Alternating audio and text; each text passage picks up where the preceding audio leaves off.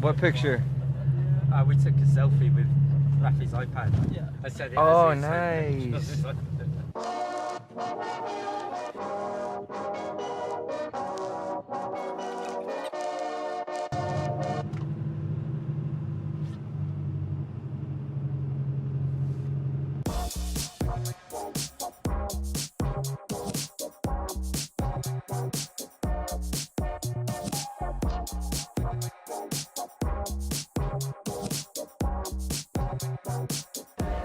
Here we are, I'm with Rafi. We've got the beginning of the second group of... Look, over there you can see Green Pia where we stayed last year. Dave. And that's the Olympic ski run. I'm hold talking, on. Dave. Look, you could like rent like Dave, little... Okay, fine, I'll show. A little hill. Are you happy now? Green Pia's over there, the Olympic ski run. Are you happy now? Yeah. Okay. So people know, right? Okay, yeah, we're filming, Dave. Okay. Oh, sorry. Yeah, thanks. So, we're here at the beginning of our second set of 3 days of training. And it's like, Dave, come on.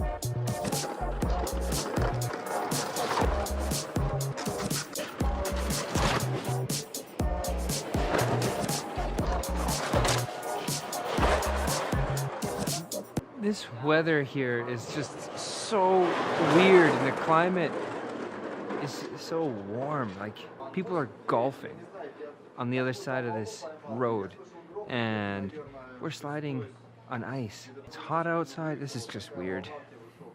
It's live, yeah. This has nothing to do with anything in the vlog or anything like that. I just got back. And have you ever seen a hornet or wasp this big before? It's huge. Not that afraid of these things, but I'm afraid of this one. Look at it. Holy crap. Just look at all these bugs. Ugh. Up in the corner, that's... all the dark spots are bugs. Oh, those are bugs. They even have a warning here. Please close the net, otherwise harmful insects could enter the room. Yeah, I'd say so. You're a harmful insect. Don't mind if I do this. Update on the bug. Oh, elevator's here. Update on that hornet. It's still there, still freaking me out, and I had to leave. It's trapped between the screen and the door. That's gross.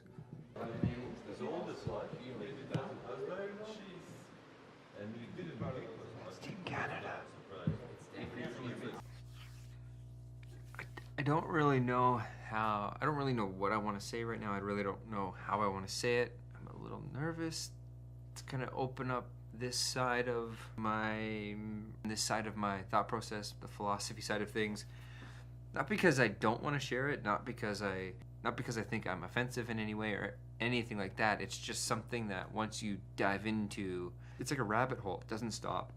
I love philosophy and all things existential and ethereal and transient, and I just love thinking about it. And I used to ask my coworkers in the past just a random thing every day that I was thinking about, and usually just something that happens during the day and I think about, or I hear in a podcast, or I read in a book, and it just kind of catches me, just like a tractor beam, sucking me right in.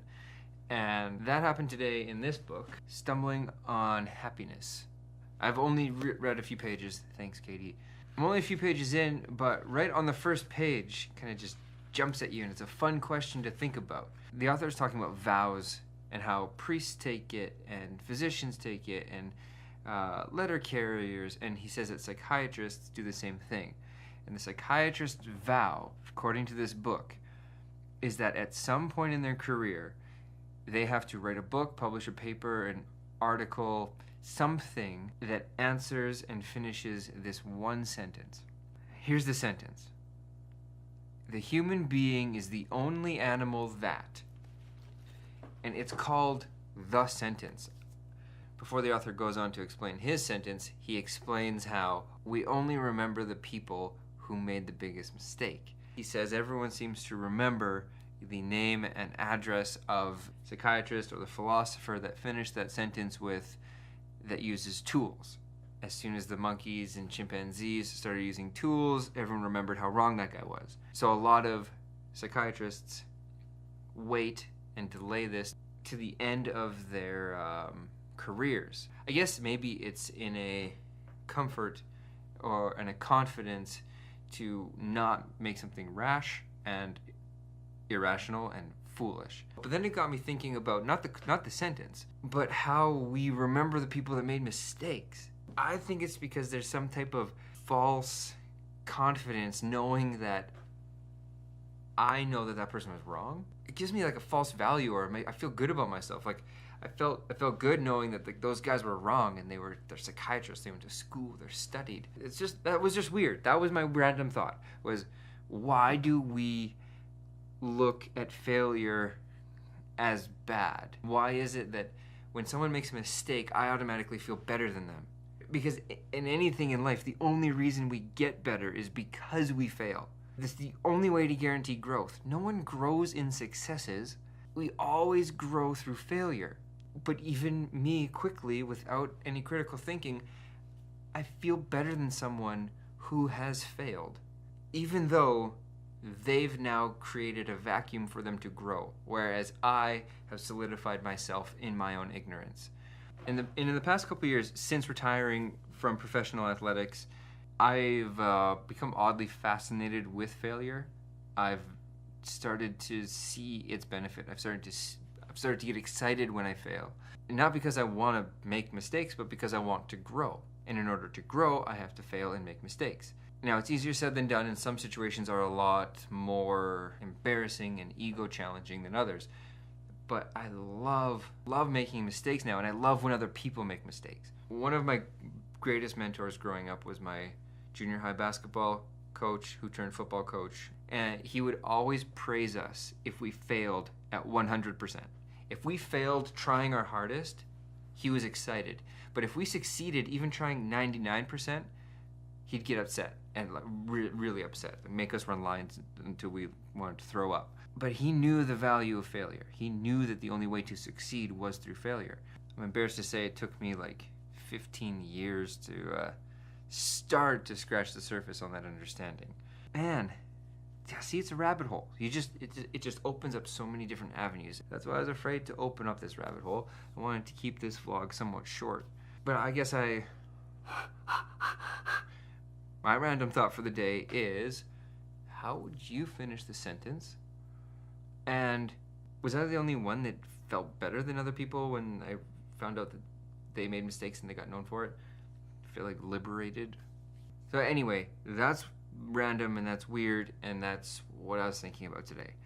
And hopefully I made myself clear by explaining that failure is good, and I like failure, and failure creates the vacuum for growth. In that way, only in that way do I hope you fail today.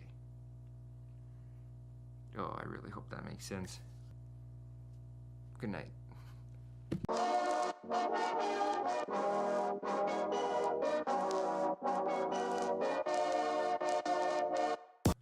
Today's 5 seconds of gratitude is for you who are watching my videos.